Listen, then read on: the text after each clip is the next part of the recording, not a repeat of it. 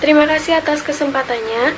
Di sini saya Bella Triwulan dari NIM 2018-210330. Saya akan mempresentasikan metode penelitian saya yang berjudul Analisis Pengaruh Kinerja Keuangan dan Kebijakan Dividen terhadap harga saham di Bursa Efek Indonesia. Pada penelitian ini, saya akan menjelaskan latar belakang mengenai harga saham pada perusahaan manufaktur di Bursa Efek Indonesia. Suatu perusahaan dapat menjual hak kepemilikannya dalam bentuk saham.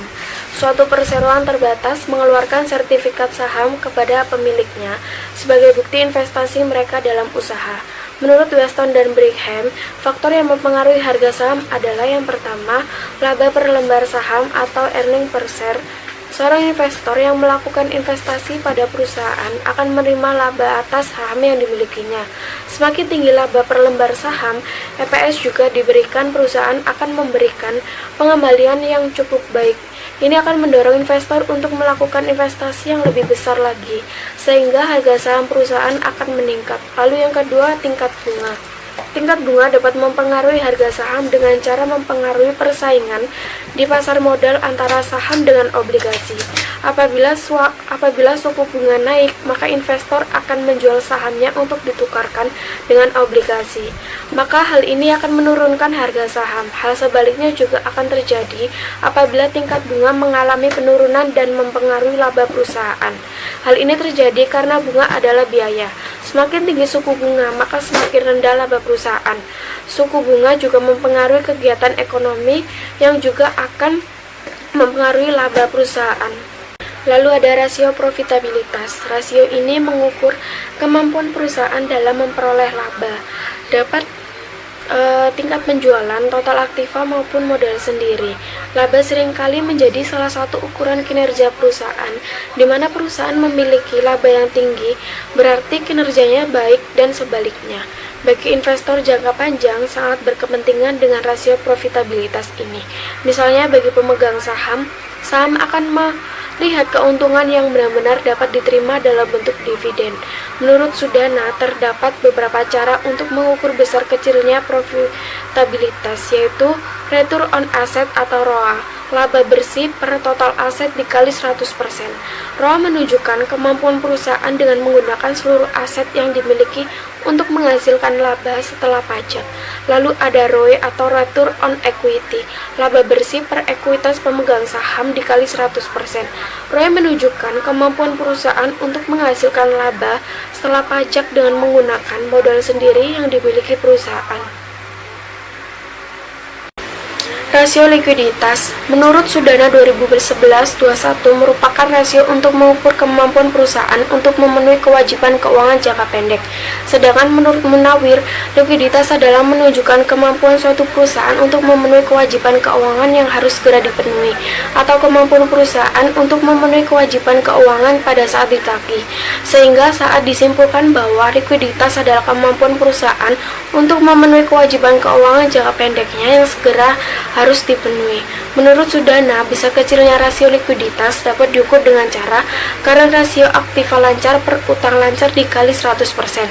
Current rasio mengukur kemampuan perusahaan untuk membayar utang lancar dengan menggunakan aktiva lancar yang dimiliki. Semakin besar rasio ini berarti semakin liquid perusahaan.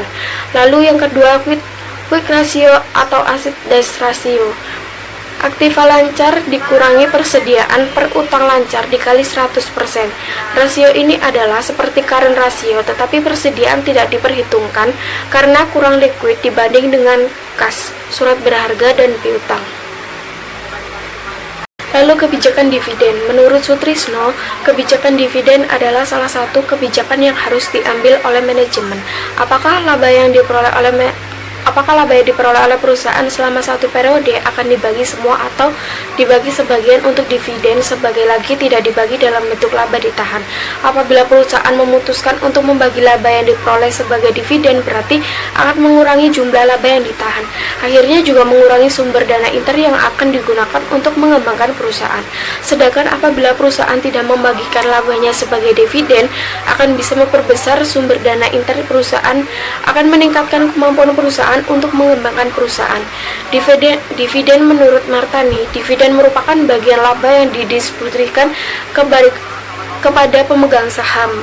Pembayaran dividen merupakan mekanisme pengalokasian kesejahteraan kepada pemegang saham. Perusahaan mengeluarkan dividen berdasarkan keputusan yang diambil rapat umum pemegang saham. Dividen kas adalah perusahaan mendistribusikan kas kepada pemegang saham sebesar proporsi tertentu. Mengacu pada rasio pembagian dividen dari laba bersih, dividen juga merupakan pembagian keuntungan perusahaan kepada pemegang saham secara rata dan dibayarkan dalam bentuk uang dan atau saham. Dividen stok yang besarkan akan menetapkan berdasarkan rapat umum pemegang saham. Dividen yang dibayarkan kepada pemegang saham ditinjau dan dibentuk ada 3 macam, yaitu dividen tunai. Pada umumnya dividen yang dibayarkan perusahaan kepada pemegang saham adalah rupiah tunai yang disebut dividen tunai atau cash dividend. Namun pembagian dan besarnya dividen tidaklah dijamin. Dari tahun ke tahun besarnya rupiah dividen tunai yang dibagikan bisa berubah naik turun ataupun tetap dan bahkan juga bisa tidak dibagikan. Lalu yang kedua, dividen saham. Selain tunai, perusahaan juga dapat membagikan dividen dengan kepada para pemegang saham dalam bentuk saham baru sehingga meningkatkan jumlah saham yang dimiliki pemegang saham. Jenis dividen ini disebut dividen saham atau stok dividen. Lalu ada rumusan masalah. Yang pertama, apakah likuiditas berpengaruh terhadap harga saham pada perusahaan manufaktur yang terdaftar di Bursa Efek Indonesia? Lalu yang kedua, apakah profitabilitas berpengaruh terhadap harga saham pada perusahaan manufaktur yang terdapat di Bursa Efek Indonesia? Lalu yang ketiga, apakah menganalisis dividen yang telah diuji bisa diprediksi oleh masing-masing hipotesis? Berdasarkan kerangka penelitian saya, di mana harga saham berpengaruh positif terhadap rasio likuiditas, lalu harga saham berpengaruh positif terhadap rasio profitabilitas, dan harga saham berpengaruh negatif terhadap kebijakan dividen. Berdasarkan rumusan masalah di atas, hipotesis penelitian yang akan diteliti sebagai berikut. Yang pertama, rasio likuiditas berpengaruh positif signifikan terhadap harga saham. Lalu rasio profitabilitas berpengaruh positif signifikan terhadap harga saham. Lalu kebijakan dividen berpengaruh negatif terhadap harga saham. Lalu ada definisi operasional dan pengukuran sampel. Definisi operasional bertujuan agar membuat penelitian ini tidak menyimpang dari tujuan awal. Maka dari itu, definisi operasional yang digunakan dalam penelitian ini adalah sebagai berikut. Yang pertama, rasio likuiditas. Rasio likuiditas adalah rasio yang menggambarkan kemampuan perusahaan dalam memenuhi kewajiban jangka pendeknya kepada kreditor jangka pendek. Dari uraian di atas dapat dirumuskan current ratio sama dengan aktiva lancar dibagi utang lancar dikali 100%. Lalu yang kedua ada rasio profitabilitas. Rasio profitabilitas adalah rasio perbandingan untuk mengetahui kemampuan perusahaan mendapat laba dari pendapatan terkait penjualan aset dan ekuitas. Dari uraian di atas dapat dirumuskan ROE sama dengan laba bersih dibagi ekuitas pemegang saham dikali 100%. Lalu yang ketiga, kebijakan dividen. Kebijakan keputusan laba yang diperoleh oleh perusahaan terkait seberapa besar laba yang harus dibagi kepada pemegang saham. Dari uraian di atas dapat dirumuskan sebagai DPS sama dengan dividen dibagi lembar saham beredar dikali 100%. Populasi sampel dan teknik pengambilan sampel. Populasi dalam penelitian ini adalah semua perusahaan manufaktur yang terdaftar di Bursa Efek Indonesia. Sampel yang digunakan dalam penelitian ini yaitu perusahaan manufaktur yang terdaftar di Bursa Efek Indonesia.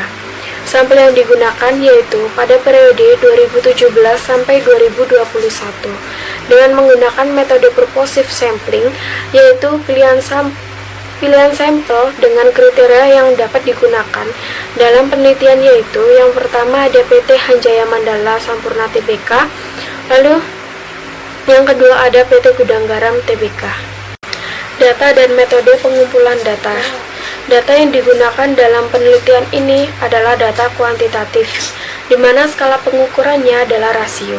Berdasarkan sumbernya, maka data dalam penelitian ini merupakan data sekunder di mana sumber datanya berasal dari laporan keuangan perusahaan manufaktur yang sudah terdaftar di Bursa Efek Indonesia. Metode pengumpulan data yang digunakan adalah metode dokumentasi, yaitu dengan cara mengumpulkan data rasio keuangan. Lalu ada teknik analisis data. Pengujian ini dilakukan untuk mengetahui apakah semua variabel independen mempunyai pengaruh hubungan yang signifikan sama terhadap variabel dependen. Uji F digunakan untuk mengetahui penelitian pada perusahaan manufaktur. Jika nilai F signifikan lebih kecil 0,05, maka penelitian dapat dikatakan layak. Namun jika nilai F signifikan lebih besar 0,5, maka penelitian dikatakan tidak layak. Dalam pengujian asumsi klasik, yang pertama ada uji normalitas. Menurut Ghazali, ada dua cara untuk mendeteksi apakah residual berdistribusi normal atau tidak, yaitu dengan menggunakan uji statistik. Untuk menguji normalitas dengan menggunakan uji statistik non-parametrik. Lalu yang kedua ada uji multikolinearitas. Di dalam regresi tidak boleh terjadi multikolinearitas, yang artinya tidak boleh ada kolerasi atau hubungan yang sempurna antara variabel bebas. Salah satu cara untuk mendeteksi yaitu dengan cara melihat hasil uji variance inflation factor atau VIF. Apabila VIF kurang dari 10 menunjukkan bahwa model tidak terjadi gejala multikolinearitas. Lalu yang ketiga, analisis regresi berganda. Persamaan regresi linear digunakan untuk mengetahui pengaruh dari masing-masing variabel bebas terhadap variabel terkait, atau dengan kata lain digunakan untuk menghitung besarnya nilai variabel terkait dari variabel bebas yang sudah diketahui.